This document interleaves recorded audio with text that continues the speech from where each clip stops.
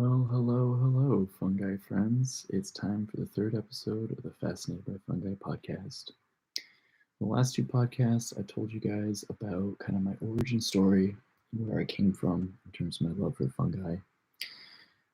That was the first episode. And the second episode was sort of talking about some of the resources that I like to use to learn about mushrooms and kind of my approach to what happens when I find a new mushroom and how I try to figure it out.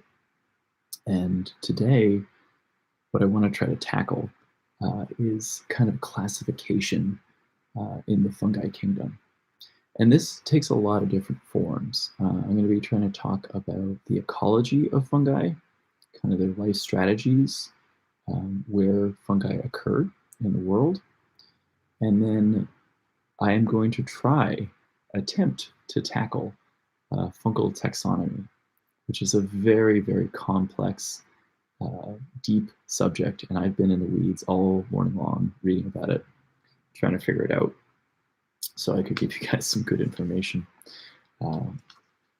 It's really, really complicated stuff. You know, I did a PhD on yeast, which is a kind of fungi, Saccharomyces cerevisiae. It's what does wine, beer, bread, pretty much all these sort of fermented food products that we take for granted. And I thought I had a pretty good understanding of yeast and where it fit into sort of the overall spectrum of fungi. But I can tell you from having spent all morning reading about fungi, I frankly do not know as much as I thought I did. And it is always kind of intimidating to pick up a book and start reading or Google something, because you realize that these things you took for granted aren't necessarily true, or maybe the science has changed and things have updated. There's a lot of taxonomic reorganization going on right now because of DNA sequencing, and it's really kind of shifting the paradigm for how we think about fungi, how we think about things are related, and just where we see fungi sort of seated in the world. So I guess what I want to start talking about is sort of just in a very general sense, what are fungi? So they are eukaryotes, so they are complex cells compared to prokaryotes and archaea, which are kind of bacteria and like extremophiles. And those are generally very small and do not have internal organelles. Prokaryotes usually have sort of a circular genome as opposed to having multiple chromosomes. So fungi are eukaryotic, like plants and animals, but they are distinctly different from plants and animals, and they have a completely separate evolutionary lineage, which you can trace back, 4,500 million years more to when they kind of differentiated themselves from the rest of eukaryotes, like animals and plants. They interact with animals and plants constantly, often in sort of hidden ways that we don't necessarily see or totally understand. And that's part of where the fear and the suspicion of fungi comes in, because they aren't obvious in the world. And so we've spent a lot of our scientific history misunderstanding them, misconstruing them, and not really understanding their importance in the world, unless they happen to cause a disease, or they made a mushroom, or there's some sort of physical, tangible proof or evidence of these organisms that happen to be ubiquitous, and they're absolutely everywhere. So I'll start out by sort of saying that I'm going to try to summarize fungi as a whole here, talk about them in some very, very general senses, and then get a little bit more specific about certain types of fungi that I'm referring to. And one of the challenges with this is that fungi defy classification. They really just do what they want. In human sort of scientific practices, we really like to isolate things from the environment, kind of break them down, and do all these sort of empirical lab tests where we characterize them and classify them. We look at their sort of shapes, their morphology, where they occur, and we make guesses as to how they're related to other things that may show up in a similar niche. But fungi are sort of masters of adaptation and being opportunistic. So often you'll see completely unrelated fungi fall into similar niches in different places because it just happened to be beneficial for them to follow that sort of evolutionary track. And so there's a lot of stuff that looks similar, behaves similarly, but is not genetically related at all, simply because fungi are so adaptable and so good at sort of dropping into things. So it is that opportunism, I think, more than anything, that really defines them. And from an ecological standpoint, what fungi are really good at doing, what they are specialists at doing, is digesting carbon. That is their main biological function, is to take complex carbon and break it down as decomposers, or even as sort of parasites, where they're preying on something else that's alive, and they're like, well, we're going to eat you, and you can't stop us.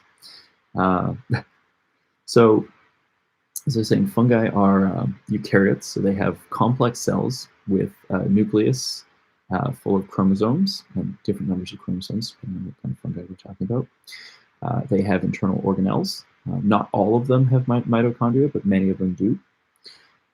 They are what's called osmotrophic, which means for the most part, fungi don't engulf their food the way that animals do. They are not phototrophic. They don't make energy from the light of the sun. Instead, they are excreting enzymes into their food. They tend to live in their food, tend to live in their substrate, or at least on it, and they're excreting enzymes externally, which then allows them to import the sugars and the things that they're breaking down across their cell membrane into the internal part of the cell. They're opportunistic, like I said. So sometimes they live different types of lifestyles, and the same fungus can go from one lifestyle to another lifestyle, depending on how its environment has shifted. And that's a really important thing to think about, because we don't always recognize that maybe two different forms of a fungus are the same organism, because they live so differently and they appear so differently. You know, sometimes it's a mold, while other times it's a mushroom. Sometimes it's a lichen, while the rest of the time it's an endophyte inside of a tree, kind of thing. So there's vastly different ways that they show up, and it's only with sort of the advent of our DNA-based sequencing technologies, some of these next generation technologies, that we're really starting to understand and key into some of these crazy differences. The other thing that's happening is that people are starting to realize that things that seem unrelated may actually end up being related. And again, that's getting back to the idea that we've isolated things and looked at them sort of in without a natural context. And it is that natural context that often gives us the clues to help figure out how a fungi is behaving as part of a community, and how it might have different phases of its life based on how that community is shifting and changing, and then why and how that fungi is particularly opportunistic given a certain set of environmental conditions. So that was all a very just sort of general overview of trying to describe, you know, at a base level what fungi are doing, right? They are heterotrophic, so they are not making their energy from the sun, but instead they are consuming organic matter, which is similar to animals. So there's that division there, that plants are doing photosynthesis, whereas animals and fungi are catabolic and consuming carbon compounds. The difference there is that animals are generally eating and consuming, whereas fungi are sort of living in and absorbing their food rather than actively eating it. So, you know, that's one of those big differences. Some of these sort of lifestyles that fungi take on, and again, I'm going to try to describe this in a general sense, and everything I say in this podcast, please take with a grain of salt, because as I describe this and I talk to you guys about it, it's a process of me learning and trying to teach you as I go. And also the thing to keep in mind is that all of the sort of categories and rules and divisions that I'm laying out here have real exceptions is what I'm trying to say. Exceptions. There's always an exception to the rule with fungi, and that is just the way that they work. That's pretty much the only rule I can give you, is that every rule about fungi probably has an exception, because they are exceptional and they will do whatever they want. They don't care about our classifications, and our human classifications for trying to understand fungi are sort of woefully inadequate to fully describe the full spectrum of their experience, because we're still learning about it, and we're still discovering all of these new things. Every time we go into a piece of soil and sequence it, we're finding new organisms and new ways that they're living their lifestyles. And that's because they're absolutely everywhere on this planet, and they're at every interface of life. And like I was saying, they're kind of hidden and cryptic, and so often we miss them. They've been undercounted in biodiversity surveys. They've been ignored as things that are just sort of too complicated to really bother with. And as the sequencing technologies get better and better, we're realizing how much more life there is out there than we really understood. And we're also realizing too that the genomes of live fungi are very flexible and kind of weird. They can take up naked DNA, they can express it, they can expel parts of their genome.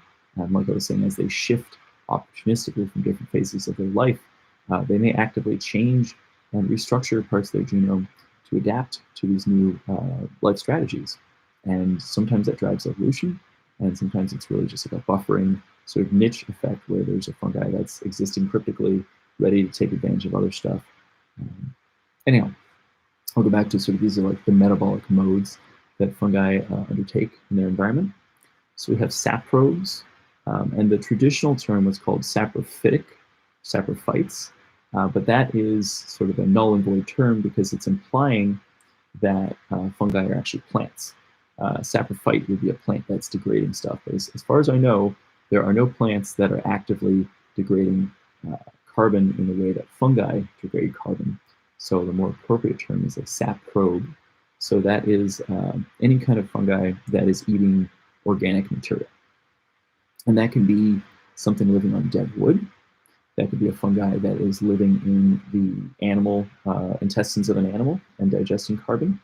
But anything that is actively working to break stuff down is a saprobe, and that's sort of the core of fungal metabolism, is their ability to break down complex carbon compounds, like I said. There is mycorrhizal fungi, and I'll talk about the two kinds of mycorrhizal fungi. Generally, mycorrhizal fungi are living in association with a plant, and this is often thought of as symbiosis. But one of the sort of important things to remember is that while it's a symbiotic relationship in the sense that they can both help each other, it is also antagonistic. And often the push and pull between plants and fungi is a big part of what has driven evolution, both of plants and fungi, because they're sort of in this constant arms race where their association can be not always mutually beneficial. One can sort of take advantage of the other one, and so they're sort of escalating with each other, trying to figure out, who is going to benefit more. And again, that relationship is not always equal in the sense just of like a temporal thing, because over the course of a year, you have different amounts of sunlight, different temperature, and the rates at which they're running their metabolism and potentially drawing on the same shared resources, these ectic mycorrhizal fungi and plants, may be shifting up and down. So if you can think about like a tree in the middle of winter, it's probably not doing as much photosynthesis as it would be doing in summer. So it's possible in winter the tree is drawing more from sort of the mycorrhizal network below, whereas in summer the mycorrhizal network might be drawing more carbon from the tree when it's producing in excess. And so these kinds of back and forth push and pull relationships are really important to think about, especially when we talk about fungi and plants in symbiosis, because nothing is ever as simple as, oh, hey, we're friends, we shake hands, let's work together. No, there's, as you know, of anyone who's been in a relationship or anyone who's formed any kind of dynamic, there's always some push and pull, there's some reciprocity, there's some altruism, but there's also potentially competition.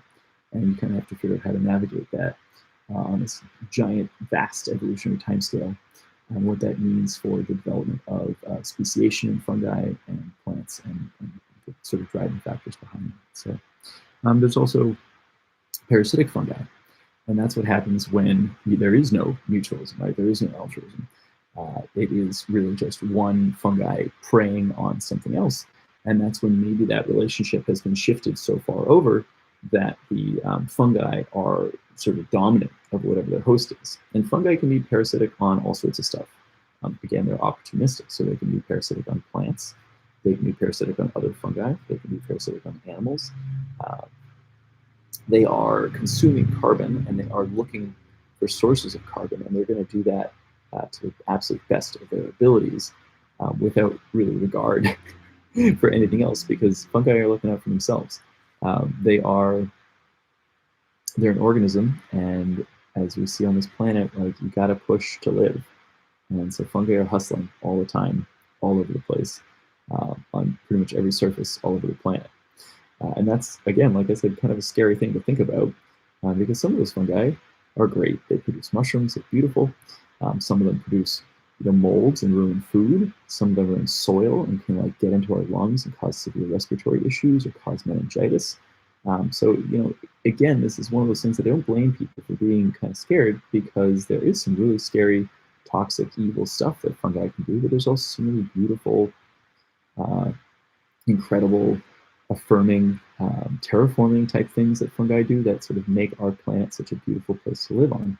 And I think, as always, the best thing you can do is just kind of learn about them, educate yourself, and hopefully gain a better understanding and a broader picture of how they fit into the sort of the portraits and tapestry that is our life on this earth. So there's another kind of cool, I guess the saprobic, mycorrhizal, and parasitic are sort of the main three modes of metabolism that fungi have. And a thing that you see a lot is many fungi maintain the capacity to switch between these different modes, again, depending on that sort of opportunistic bent.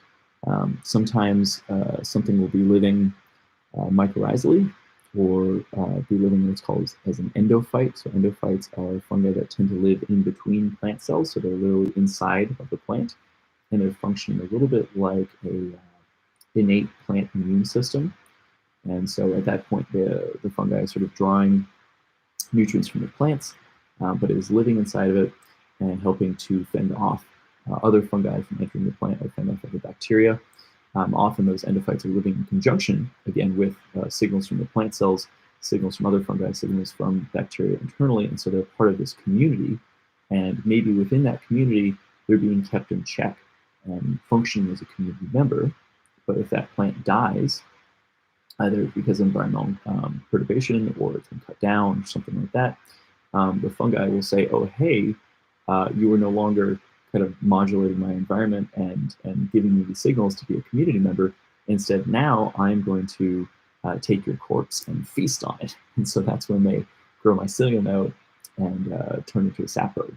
And so you see that a lot in the Ascomycete classification of fungi, the phyla, because a lot of Ascomycete end up living as endophytes and then shift into a saprobic lifestyle to produce mushrooms to inoculate the surrounding environment, so that when new plants come up, they too will be inoculated with this sort of endophytic fungi, which will then shift later.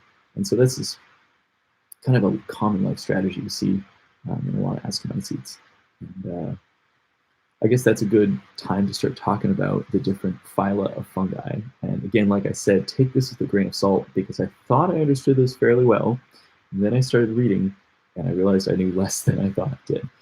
And this is great, because this happens in science sometimes. You kind of think you have like a fairly good grasp on something, and then you realize in the last like 5 or 10 years that the literature has been updated, things have shifted. And on top of that, because there's these different viewpoints, it can be difficult to try to figure out like what the right thing is. Because if you go to a textbook will tell you there are 5 phyla of fungi.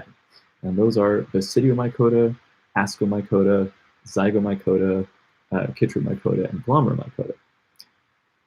Those are a lot of names. The important things to remember are Basidiomycota and Ascomycota are part of Dicaria. So those are the phyla that actually form mushrooms. So those are the ones that I care about the most, and most people care about, because mushrooms are sort of tangible, they're edible, they're things that we really like grasp onto, we identify with.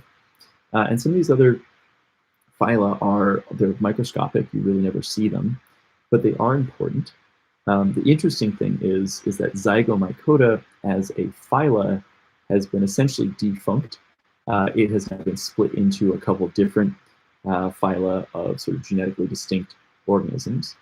There's also sort of a whole class of what had been sort of considered fungi in Zygomycota, these oomycetes, and Cryptomycota, but those behave so differently from a mushroom and so different from the fungi that they're sort of considered another class, even though they're still sort of a subclass of fungi. Those ones are weird because they have not just chitin in their membrane, they also have cellulose. So it looks a little bit more like a plant because it's actually using cellulose as a structural component. Those fungi can also be, or not fungi, those organisms can also be modal, which means they can move around, and they can engulf their food, which again, those things are very unlike the rest of the fungi kingdom, so I think they've been sort of spaced out into their own subphyla, so they're not considered true fungi. But the new classifications, as far as I can tell, there's about 7 phyla, and again, this goes up or down depending on who's defining this, because some people say, well, there's 8 or 9 different phyla, and some of this is just a taxonomic arguments over really huge nerds, and I'm not going to get into that space because I don't know enough about it to really make a strong argument. But I will share with you what I've learned over the last couple hours trying to read about this. So like I said, Basidiomycota and Ascomycota are the ones that we care about the most. I talked a little bit about this last time, but Basidiomycota are essentially, a lot of this is defined by the spore structure, and the way the spores are packaged. So the Basidiomycota have what are called basidia. It's kind of like a fist or a club-like shape where the spores develop on the very end of that, and those basidia hang down from gills and disperse the spores like that. And that is, Basidiomycota is what encompasses the majority of what we think of as mushrooms. It's gilled mushrooms, it's boletes, it's polypores, it's a lot of the gastroid puffballs and stinkhorns. All the things we sort of generally recognize as mushrooms are usually Basidiomycota. The Ascomycota phyla encompasses some of the more sort of weird-looking mushrooms that are out there, stuff like cordyceps and earth tongues, and some of these things that look sort of just very other, very different. Morels, cup fungi, Helvella, Gyromitra, they all look kind of alien looking in very cool ways. And I really geek out on Ascomycota because like the Xylaria and some of the other organisms that are part of that phylum are just so cool looking. I can't kind of get over how interesting they are because they live different lifestyles. Like I was talking about, sometimes they live as endophytes inside a plant and then they'll shift to being saprobic. Sometimes they are a mold, and then like a lot of cordyceps end up as soil molds, and then they'll infest the bug in the soil mold form and go from being asexual to being sexual form inside of the bug, create that mycelium, turn it into a zombie, run it up a plant, produce more spores, and then go back into soil. So these complex lifestyles, like I was saying too, sometimes when you're in that mold form versus when you're in like the cordyceps form, they didn't know that those were the same organism. It wasn't until we started doing DNA sequencing that we actually keyed into those differences and realized that things that looked totally disparate were actually part of each other. So Ascomycota also encompasses a lot of yeasts and a lot of lichens and a lot of plant pathogens. So there's a lot of other fungi that are in Ascomycota that don't necessarily qualify as mushrooms. And that's another thing that's really important to kind of maintain and remember, is that all mushrooms are fungi, but not all fungi are mushrooms. And as I tell you about these other like 5 phyla, you'll realize that none of these things actually encompass mushrooms. Instead, they're all sort of microscopic, but they're still very important, and they play important roles in the ecology of how things work on the planet. So another one is Glomeromycota. So this is a fairly recently recognized phyla of fungi. Glomeromycota live in the soil. They don't really form mushrooms. They generally produce asexually. And Glomeromycota are responsible for forming what's called arbuscular mycorrhizae. So this is another big kind of division I want to draw in fungi. When we refer to mycorrhizal fungi, there are ectomycorrhizal fungi, which constitute about 4 to 5% of all of the plant interactions on this planet. So there's, let's back up for 1 sec. About 90% of plants on land are associated with fungi as mycorrhizal partners. And what mycorrhizae is essentially lots of tiny little white root hairs that's fungus, and it's expanding the surface area of the roots of a plant. And that's helping it take up more water, more nutrients, interact differently with the components in the soil, and it vastly increases the buffering capacity and strength of plant relationships. It also, mycorrhizae allows plants to connect to each other and potentially share synergistically as a population, not just as an individual, which again helps buffer the plant and the fungi. And it, like I was talking about, there's a lot of push and pull in that relationship. It's not fully mutualistic or symbiotic. There is certainly some selfishness in there, depending on how the organisms interact. But about 5% of those mycorrhizal associations are what are called ectomycorrhizal, and that is stuff that forms mushrooms. So thinking about like chanterelles, porcini, russulas, lactarius, there's a whole bunch of these different ectomycorrhizal mushrooms. But overall, they constitute a very small percentage of the actual mycorrhizal relationships that exist, because most of those ectomycorrhizal fungi are growing specifically with trees, whereas the majority of the mycorrhizal associations that exist are with all the other plants that are out there. In fact, usually the only plants that really don't do this are legumes, and those are the ones that have co-opted bacteria to work with them. So plants and microorganisms have very close relationships that really drives their ecology and their biology. But these arbuscular mycorrhizae, which are in Glomeromycota, tend to form little nodules too, and that's kind of where the mycorrhizae is coming out of. But the arbuscular mycorrhizae are physically inside of plant cells. They're like linked inside of plant cells, whereas the ectomycorrhizal fungi are sort of squished in between plant cells a little bit more like the endophytes I was talking about earlier. So the ectomycorrhizal fungi don't physically enter into plant cells, but they are inside of plant tissue, sort of interstitially between cells, whereas the arbuscular mycorrhizae are physically implanted inside of it. And again, Glomeromycota is not something you particularly see. You'd have a very hard time seeing. You can see some of the spores and things under a microscope, but it's not one that produces a mushroom. So they're incredibly important, and I'm sure that they arbuscular mycorrhizae and ectomycorrhizal fungi interact in some of those mycorrhizal networks, but I don't know much about that, and I think that's areas of research that's still sort of ongoing to try to understand the hierarchy of some of those relationships. So some of the other ones, the other phyla, and again, these are things I don't know a ton about, but I'll try to give you a little bit of information as I go along. So there's Mycosporidia, and these are often little parasitic fungi. I think those are often single-celled. There's Chytriomycota, and that's chytrids. Chytrids are often like aquatic fungi. Sometimes you find them in the rumen, the stomachs of like animals that eat a lot of herbivores, eat a lot of plant matter, so there's a lot of carbon that they're having to break down. Chytrids can sometimes be motile, so they can actually have flagella because they are aquatic. And they can also sort of have chitin and cellulose, and they're often asexual. So chytrids are sort of related to some of that Cryptomycota, Mycota stuff I was talking about, but they are still distinctly fungi. And I think there's a lot to learn there too, because I believe that chytrids might still be some of the sort of ancestral type of fungi, some of the first ones that evolved because they were aquatic. And then it was later on that they came to land, became terrestrial, and started evolving into some of these other phyla that were then associating closely with plants and working there, breaking down carbon. So there's Blastocladiomycota. So those are living as parasites and saprobes.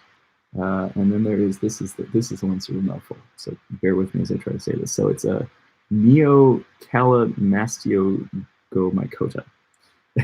And so those are ones that are often found specifically in the digestive tracts of herbivores.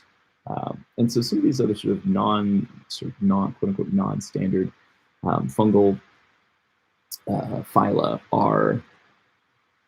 They're certainly not as complex and diverse necessarily as what we think of with Mycota and Ascomycota. It doesn't mean they're not necessarily as genetically diverse. It just means we don't see them in quite as many places, and maybe they haven't adapted to as many different environments as these things that form mushrooms and have. We have a lot of visual indicators for this stuff.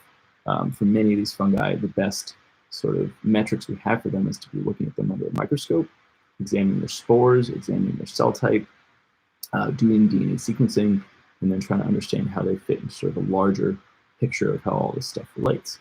And I would say that I think the Mycota and Ascomycota are sort of the more sort of highly evolved, highly differentiated forms of fungi. So let's talk a little bit about kind of mating and sex in fungi, because it's getting really complicated.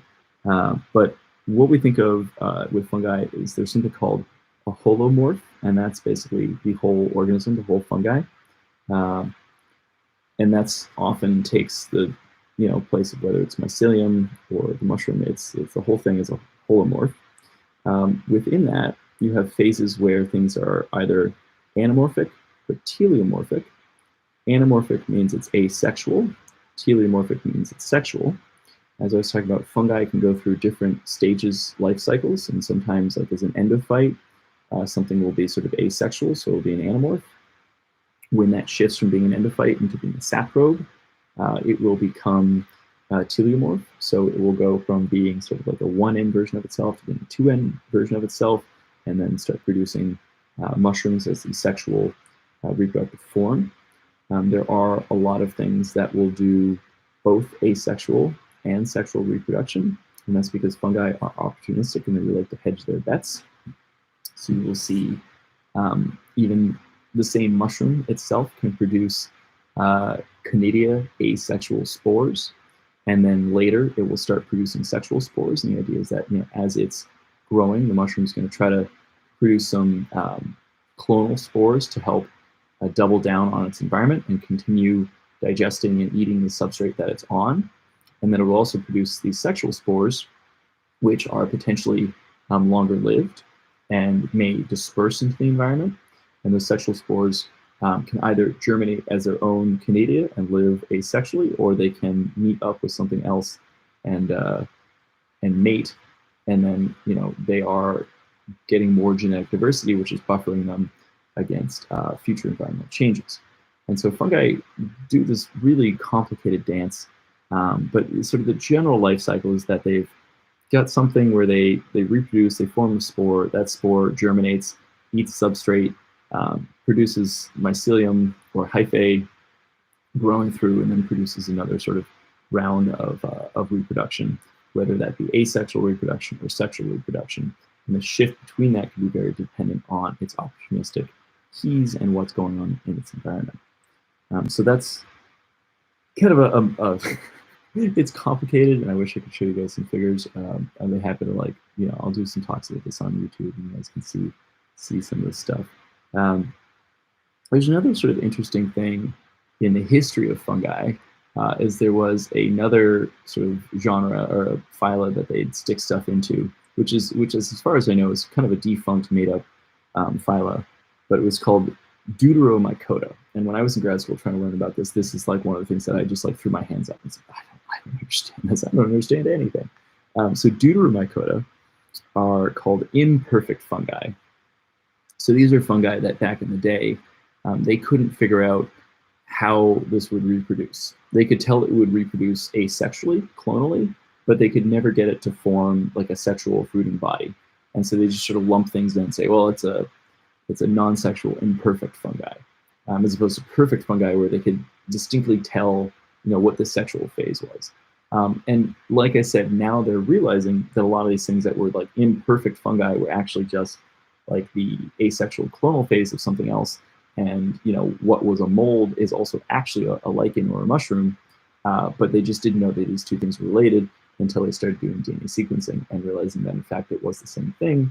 It was just how it was manipulating its genome and its metabolism and interacting with its environment based on other microbes and taking signals.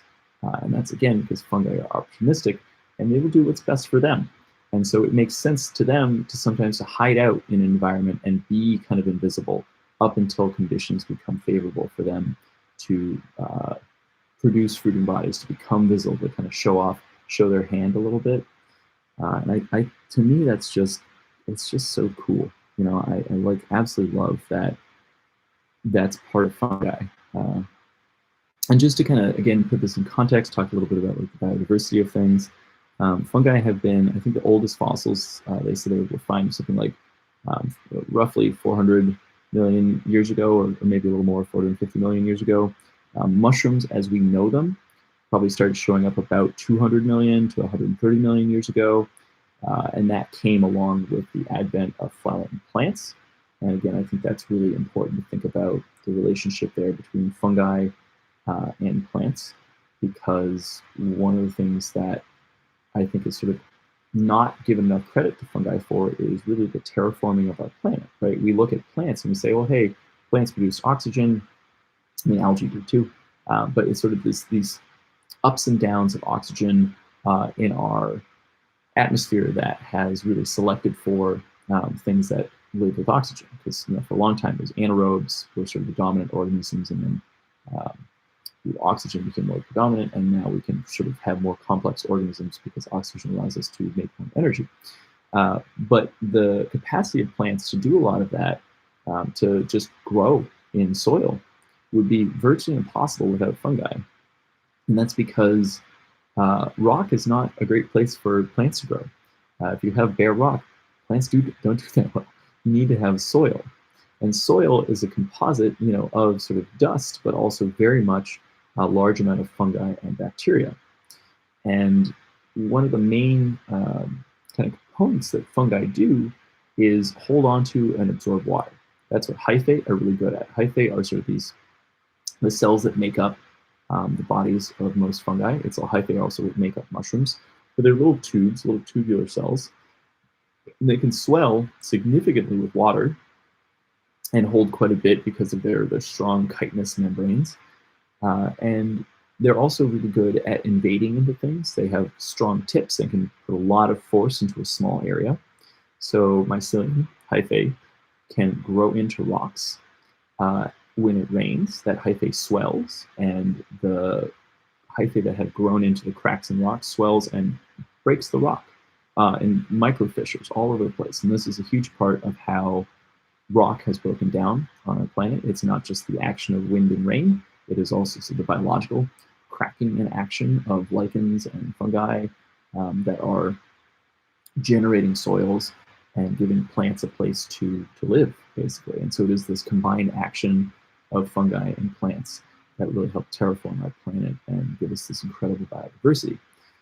So, if you think about all these different fungal divisions, it gets overwhelming. I mean, the taxonomic part is really confusing, just to try to understand like the full scope of things, and understand too that like fungi are really present at like every interface in life. They're underwater, they're on our skin, they're in our stomachs, they're on the roots of plants, they are attacking plants, they're living inside plants, they are both synergistic and antagonistic and parasitic, and they live all of these different lifestyles.